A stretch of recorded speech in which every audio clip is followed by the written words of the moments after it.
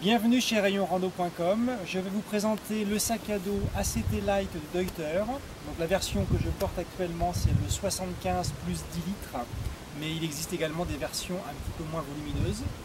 Donc c'est un sac que je suis en train de tester depuis 2 jours à Minorque, donc sans gros dénivelé, par contre avec un sac assez chargé, notamment en début de randonnée. Il s'agit donc d'un sac qui est un grand litrage mais léger. Les deux caractéristiques intéressantes, c'est donc la légèreté et le fait qu'on est malgré tout sur un sac qui est bien confortable à porter. Alors je vous montre plus en détail le système de portage. Donc on est sur déjà quelque chose qui permet donc de régler parfaitement la hauteur des bretelles. On a un bon report de charge, je trouve, sur les hanches. Il y a vraiment un bon confort. Le poids porte bien sur les hanches et la ceinture est agréable au contact. Donc il n'y a pas de désagrément. On a un bon canal de ventilation également, des gros rembourrages au niveau du dos, donc au niveau confort de portage et contact, c'est vraiment agréable, et c'est également un sac qui est bien stable, j'ai trouvé en marchant, donc il reste à la fois stable et en même temps il est plutôt souple.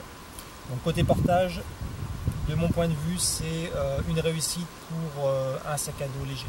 Alors on va regarder les rangements maintenant. Pour commencer, deux petits bémols selon moi, c'est qu'on n'a pas de poche zippée sur le côté, que je trouve assez pratique en général pour pouvoir charger en fonction du besoin.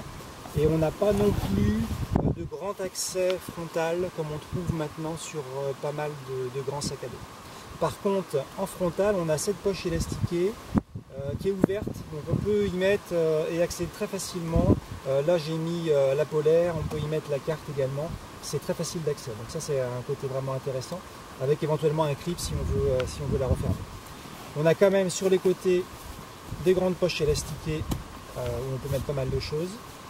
Sur le dessus, également intéressant, on a sur le rabat cette grande poche qui est quand même facile d'accès, on peut mettre pas mal de choses également. On va retrouver également une poche zippée à l'intérieur du rabat. Pendant que j'y suis, donc on a deux poches sur la ceinture qui sont assez grandes, donc on peut y mettre facilement l'appareil photo, des encas. Là j'y ai mis un bonnet par exemple, donc c'est assez fonctionnel. Des petits détails également comme le petit velcro pour fixer le passage de la pipette, donc tout ça c'est assez bien vu. Et puis sinon on va retrouver le compartiment principal, accès par le bas, zippé, une cloison zippée qui sépare le haut et le bas, donc des fixations pour pouvoir mettre la tente, pour pouvoir mettre les bâtons, et puis l'accès par le haut avec une grosse réhausse, sachant que le rabat va se régler en hauteur si on a besoin d'utiliser la réhausse pour que ça couvre quand même bien le sac.